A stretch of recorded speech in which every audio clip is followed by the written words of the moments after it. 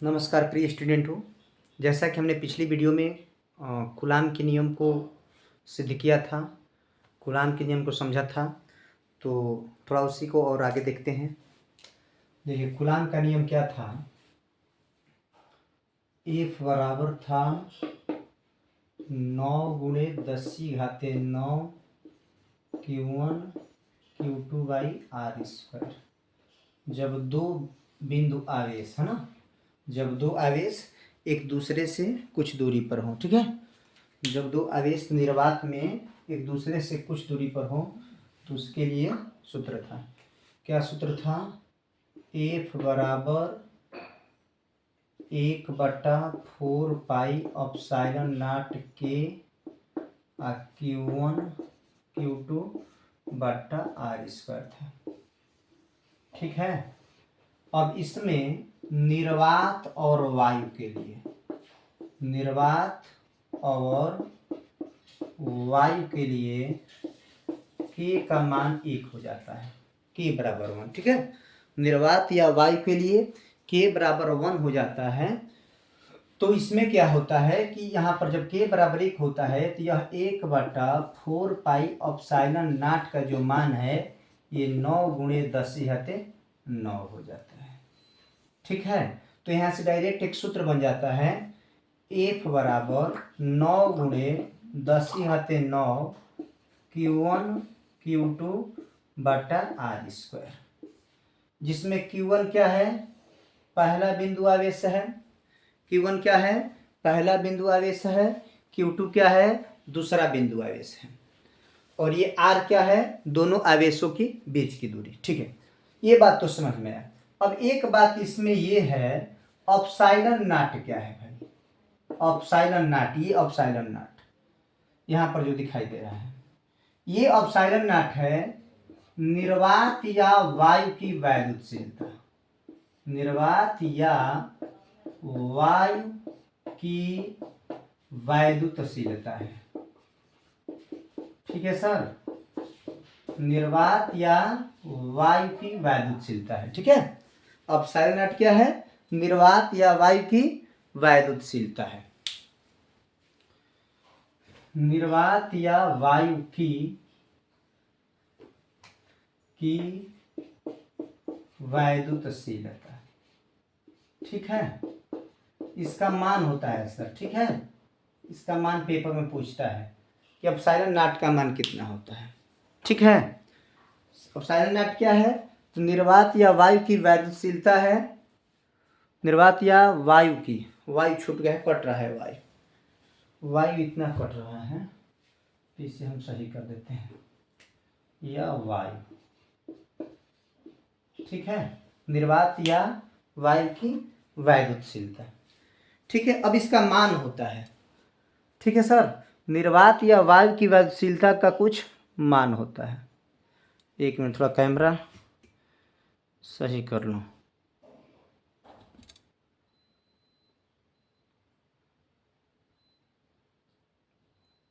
सही हो गया। ठीक है, निर्वात या वायु की वैद्युतशीलता है। तो इसका मान कितना होता है सर? तो इसका मान होता है 8.85, है ना, 8.85 × 10⁻⁻12। ठीक है, 8.85 × 10⁻⁻12 कूलाम स्क्वायर प्रति न्यूटन इंटू मीटर स्क्वायर। इसका मान होता है, एप्सिलॉन नॉट का मान होता है 8.85 × 10⁻⁻12 कूलाम स्क्वायर प्रति न्यूटन इंटू मीटर स्क्वायर। ठीक है, कितना मान होता है? 8.85 × 10⁻, कितना मान होता है? 8.85 × 10⁻⁻12 कूलाम स्क्वायर प्रति न्यूटन इंटू मीटर स्क्वायर। ठीक है, देखो सी से कूलाम स्क्वायर प्रति न्यूटन इंटू मीटर स्क्वायर। ठीक है, ये चीज आया इसमें। अब एक चीज था इसमें, के क्या था? के था परावैद्युतांक। के क्या था? परावैद्युतांक था। के इसमें परावैद्युतांक था। अब थोड़ा इसके बारे में भी जान लेते हैं कि ये परावैद्युतांक क्या होता है। माध्यम का परावैद्युतांक, ठीक है, माध्यम का, ठीक है, कि क्या था, परावैद्युतांक था। किसका था? माध्यम का था। ठीक है सर, माध्यम का परावैद्युतांक था। चलो इसी क्रम में हम आगे थोड़ा देख लेते हैं माध्यम का परावैद्युतांक क्या होता है। ठीक है,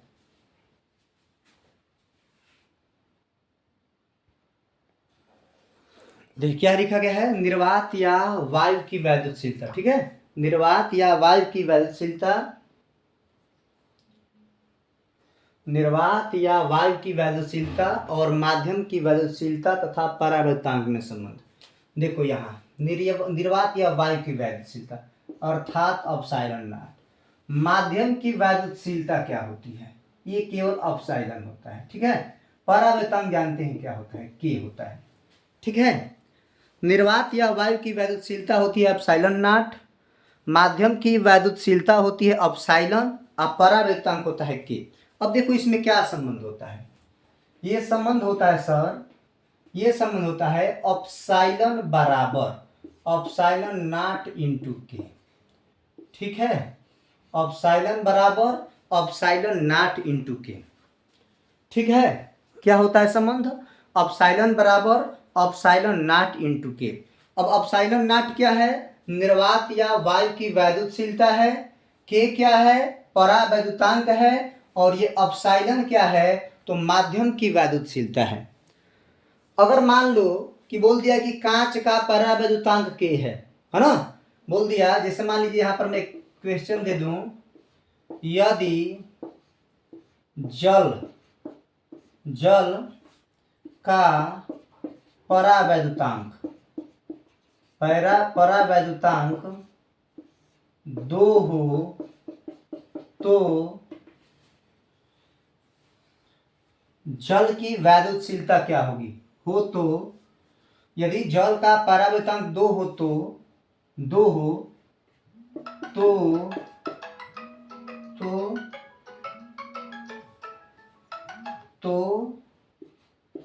जल की वैद्युतशीलता क्या होगी? वैद्युतशीलता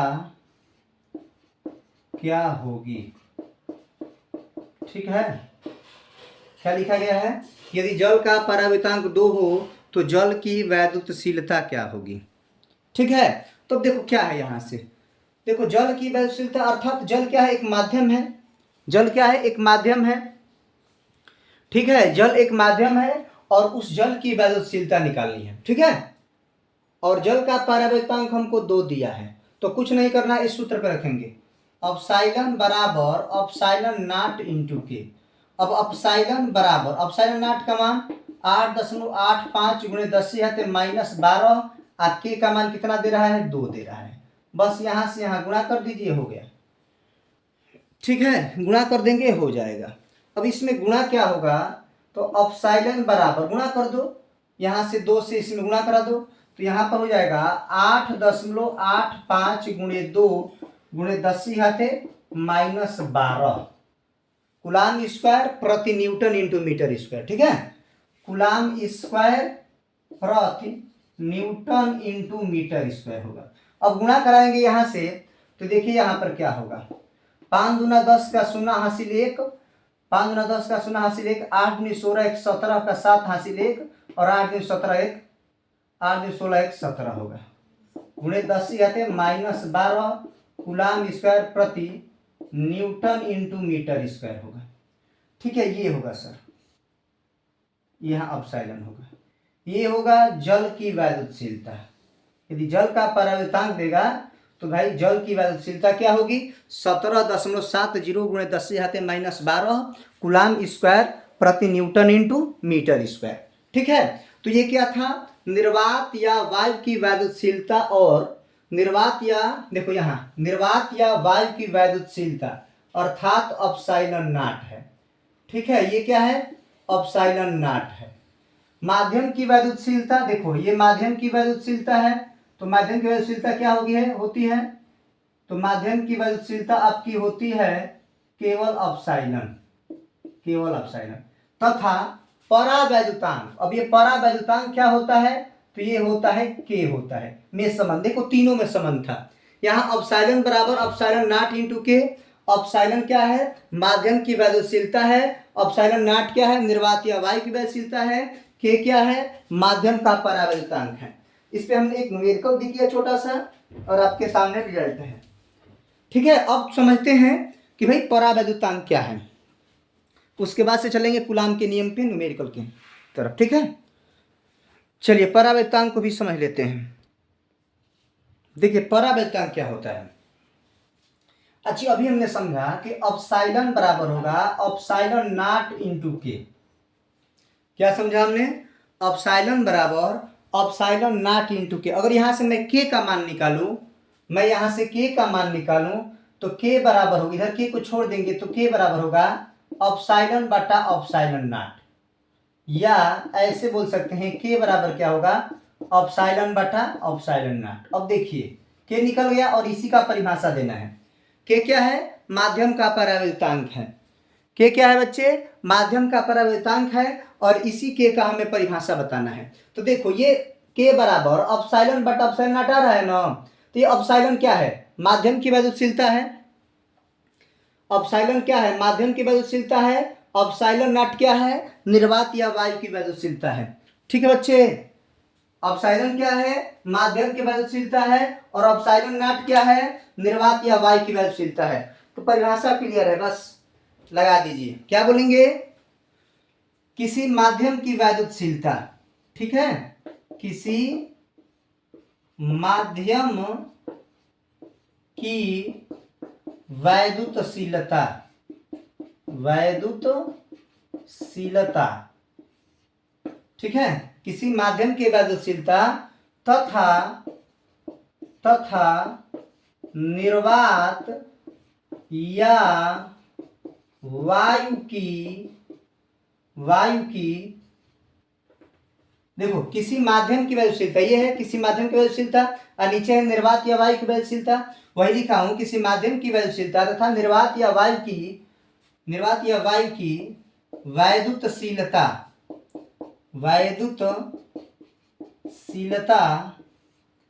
के अनुपात को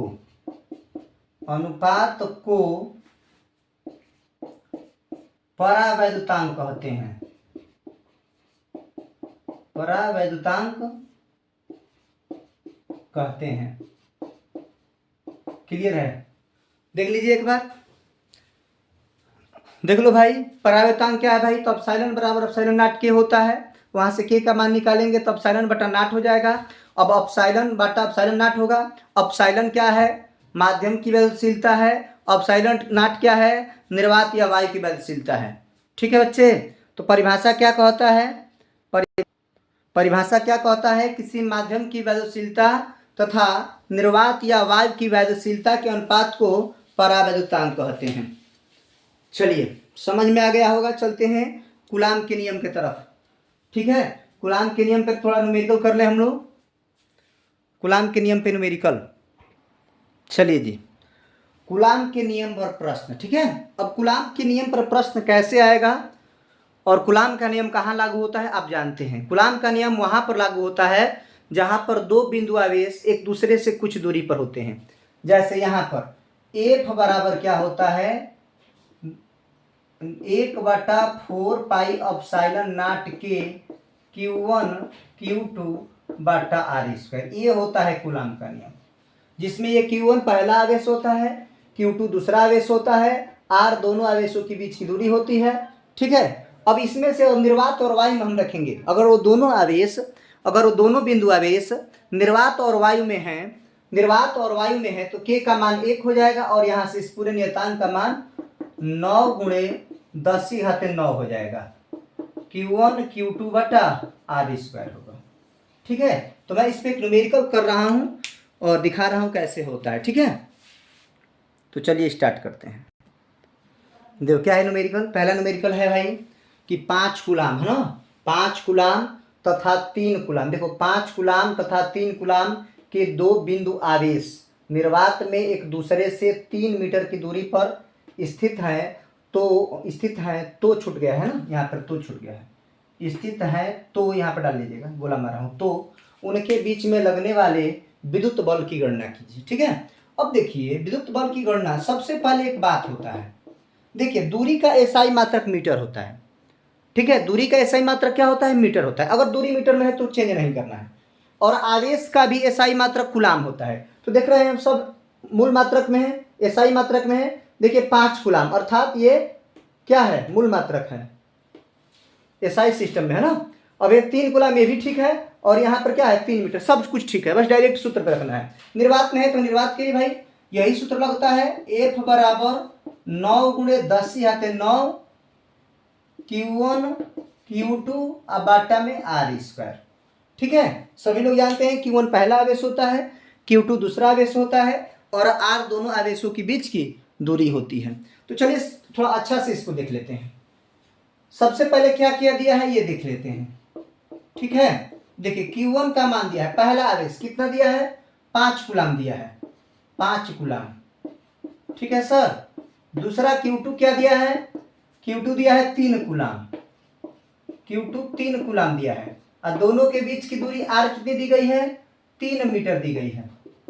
ठीक है, अब हमारा सूत्र क्या होता है, F बराबर 9 गुणे 10⁻9 Q1 Q2 बाटा R²। ठीक है, यही सूत्र होता है क्या, F बराबर 9 गुणे 10⁻9 Q1 Q2 बटा R²। यहाँ देखो F बराबर अब 9 गुणे 10⁻9 और Q1 का मान बताओ, Q1 का मान 5 है, Q2 का मान बताओ 3 है, बटा R² बताइए, R² कितना है, R कितना है, 3 है, 3 है, तो 3 का स्क्वायर होगा यहाँ से। चलिए तो यहाँ देखिए तितरी का 9, तो ये यहाँ से थोड़ा यहाँ देख लेते हैं। यहाँ F बराबर क्या होगा, 9 गुणे 10⁻9, यहाँ पर 5 गुणे 3, अब बाटा में ये क्या हो जाएगा, 9 हो जाएगा। तो ये देखो 9 से 9 कट जाएगा। ठीक है, अब F बराबर यहाँ से गुणा कर दीजिए, 5 तिहाई 15, और 15 गुणे 10⁻9। ठीक है, किसमें, न्यूटन में, क्योंकि बल का मात्रक न्यूटन होता है। तो विद्युत बल का मान कितना होगा, 15 गुणे 10⁻9 न्यूटन। ठीक है, कितना होगा, 15 गुणे 10⁻9 न्यूटन। ये पहला न्यूमेरिकल था। ठीक है, वीडियो को पॉज करके इसे नोट कर लीजिए।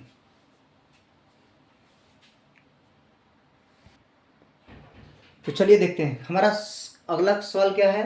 कह रहा है 5 माइक्रो कूलाम के 2 बिंदु आवेश, 5 माइक्रो कूलाम के 2 बिंदु आवेश निर्वात में एक दूसरे से 0.15 मीटर की दूरी पर स्थित हो तो उनके बीच में लगने वाले विद्युत बल की गणना कीजिए। है ना, सबसे पहला जो चीज होता है, हम देखेंगे कि हमारा जो राशि दिया है वो मूल मात्रक या क्या बोलते हैं, मूल मात्रक में है कि नहीं। ठीक है, एसआई मात्रक में है कि नहीं। तो ये बताइए माइक्रो कूलाम आवेश का मात्रक कूलाम होता है, न कि माइक्रो कूलाम। तो यहाँ पर जो पहला दोनों देखो 5 माइक्रो कूलाम के 2 आवेश, अर्थात दोनों आवेश Q1 भी 5 माइक्रो कूलाम का है और Q2 भी 5 माइक्रो कूलाम का है। ठीक है, अब देखो Q1 बराबर क्या है, 5 माइक्रो, तो माइक्रो को ऐसे भी, माइक्रो कूलाम को ऐसे भी लिखा जाता है μc। ठीक है, 5 माइक्रो कूलाम। देखो जब तक माइक्रो कूलाम में रहेगा, सवाल को हल करेंगे तो दिक्कत आएगी और हल भी नहीं होगा। तो मैं इसे कूलाम में चेंज करना चाहता हूं। तो कूलाम में चेंज करने की, देखिए अगर कुछ माइक्रो कूलाम में है, कोई भी राशि अगर माइक्रो कूलाम में है, कोई भी राशि नहीं, आवेश की बात नहीं कर रहा हूं, और कोई भी राशि माइक्रो में है तो उसे मूल मात्रक में लाने के लिए, एसआई मात्रक में लाने के लिए 10⁻6 से गुणा करेंगे तो अपने आप आ जाएगा। अब बताओ यहाँ पर पहला आवेश कितना है, 5 माइक्रो कूलाम है। तो अगर मैं 5 में 10⁻6 से गुणा कर दूंगा तो यह कूलाम बन जाएगा। ठीक है, तो पहला आवेश क्या हो गया, पहला आवेश 5 माइक्रो कूलाम का था, लेकिन मैंने 5 में 10⁻6 से गुणा कर दिया तो ये कूलाम में आ गया। ठीक उसी प्रकार से दूसरा आवेश Q2 भी किया था, 5 माइक्रो कूलाम था, ऐसे भी लिखा जाता है माइक्रो कूलाम। इसे भी चेंज कर लो कूलाम में, तो 5 गुणे 10 से जाते -6, ये किस में आ गया, कूलाम में आ गया। ठीक है, कूलाम में आ गया।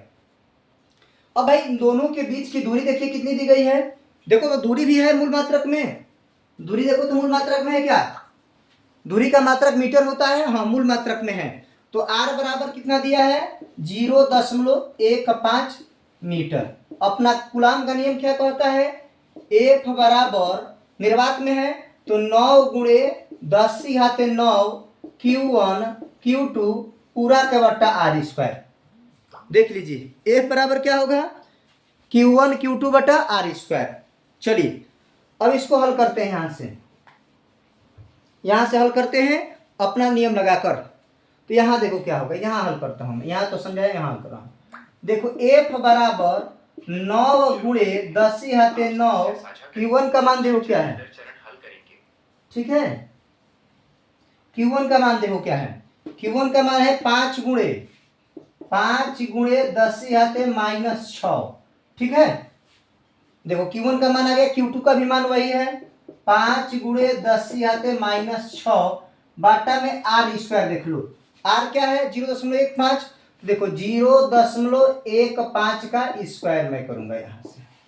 ठीक है सर, देखो तो 9 गुणे 10⁻9 क्या है,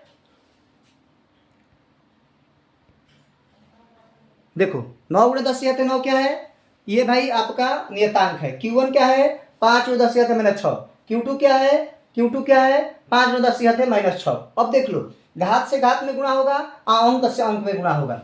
F बराबर देखो क्या होगा, 9 गुणा 5 गुणा, देखो 9 5 और ये 5 इनका आपस में गुणा होगा, घात से घात खोल करेंगे 5 होगा, है ना। अब यहां से देखो 10⁻9 है और 10⁻6 है, कट जाएगा, 10⁻6 में से 9 कटेगा तो 10⁻3 बचेगा यहाँ पे। ठीक है, देख लो 10⁻−6 और 10⁻9 कटाएंगे तो 10⁻3 बचेगा। तो यहाँ पर है आपका 10⁻3 बट्टा में क्या होगा 0.15, 2 बार है तो 0.15। चलिए मैं चाह रहा हूं कि नीचे से दशमलव हटा दूं, मैं चाह रहा हूं कि नीचे से दशमलव हटा दूं, तो क्या करना पड़ेगा, नीचे से दशमलव हटाने के लिए क्या करना पड़ेगा, देखो मैं अगर इसमें 100 से गुणा करूं, 100 से गुणा करूं दशमलव हट जाएगा, इसमें भी 100 से गुणा करूं तो दशमलव हटेगा। इसका मतलब कि 10⁻4 से अगर गुणा कर दूं तो दशमलव दोनों का समाप्त हो जाएगा। इसमें 10⁻2 से गुणा करना पड़ेगा दशमलव हटाने के लिए 100 से। देखो 0.15 में अगर मैं 100 से गुणा करूं दशमलव हट जाएगा, फिर 0.15 में 100 से गुणा करूं दशमलव हटेगा। तो ये बताओ 100 और 100 10⁻4 हो जाएगा, 10⁻2 10⁻2। तो ये बताइए मैं अगर नीचे 10⁻4 से गुणा करूं तो ऊपर भी 10⁻4 से गुणा करना पड़ेगा, तो लो ऊपर भी 10⁻4 से गुणा कर दिया। अब नीचे हुआ क्या कि गुणा करने से दशमलव हट जाएगा, और क्या बन गया यह 9 गुणे 5 गुणे 5 गुणे 10⁻3 और 10⁻4 10⁻7 और बट्टा में क्या हो जाएगा 15 गुणे 15। ठीक है, देख लो भाई 15 गुणे 15, देखो दशमलव, देखो 10⁻4 से गुणा करने से इसमें का दशमलव 10⁻2 से हटा, इसका दशमलव 10⁻2 से हटा। ठीक है, तो 15 15 बन गया। आज देखो 10⁻4 से नीचे गुणा किया हूं तो 10⁻4 से ऊपर भी गुणा किया हूं, नीचे क्या हुआ सिर्फ दशमलव हटाया और ऊपर क्या हुआ घात जुट गया है। अब देखो 5 से 5 तिहाई 15, इस 5 से 5 तिहाई 15। ठीक है, देख रहे हो कितनी बार में कट रहा है। अब यहां बताओ, अब यहां पर क्या बच रहा है 9 गुणा 10⁻7 और बाटा में 3 गुणे 3 बच रहा है। अब तितरी का 9 ये भी कट जाएगा। ठीक है, तो 10⁻7 बच रहा है, क्या बच रहा है 10⁻7, तो 10⁻7 आएगा न्यूटन में। ठीक है, दोनों के बीचों में कितना बल लगेगा 10⁻7 न्यूटन। ठीक है, तो F बराबर क्या हो जाएगा, F बराबर हो जाएगा आपका 10⁻7, F बराबर 10⁻7 न्यूटन। ठीक है, F बराबर क्या हो जाएगा 10⁻7 न्यूटन। थोड़ा नीचे हो गया है, कोई दिक्कत नहीं, दिखाई नहीं दे रहा है तो मैं इसको ऊपर कर दे रहा हूँ। देखो नीचे दिखाई नहीं दे रहा है, यहीं पे लिख लो, यहीं पे लिख लो F बराबर 10⁻7 न्यूटन होगा टोटल। उधर वाला इधर लिख दिया हूँ अगली लाइन। ठीक है, थोड़ा जगह का इशू है, कोई बात नहीं, यहाँ पर भी दिखाई नहीं दे रहा है। बताओ 1 मिनट रुक जाओ। चलो यहाँ पर लिख दिया हमने 10 से यहाँ थे 7 न्यूटन, मिला लो, है ना, 10 से यहाँ थे 7 न्यूटन। इस प्रकार से कूलाम के नियम पर क्वेश्चन हल हो जाते हैं। ठीक है, न्यूमेरिकल कराया जाएगा तो बताया जाओ, ये तो अभी ऐसा ही कराया जा रहा है।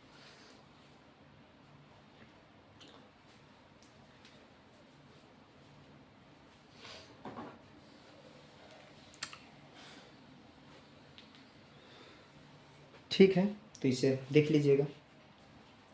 इस तरह वीडियो रोज़ लगातार आएगी, है ना। आप लोग इस वीडियो के साथ बने रहिए। अगर वीडियो अच्छा लग रहा है, आपको इससे लाभ हो रहा है, तो लाइक और सब्सक्राइब कीजिए और अपने मित्रों के पास शेयर भी कीजिए। सपोर्ट करने के लिए धन्यवाद। हमारी और आपकी मुलाकात कल होगी।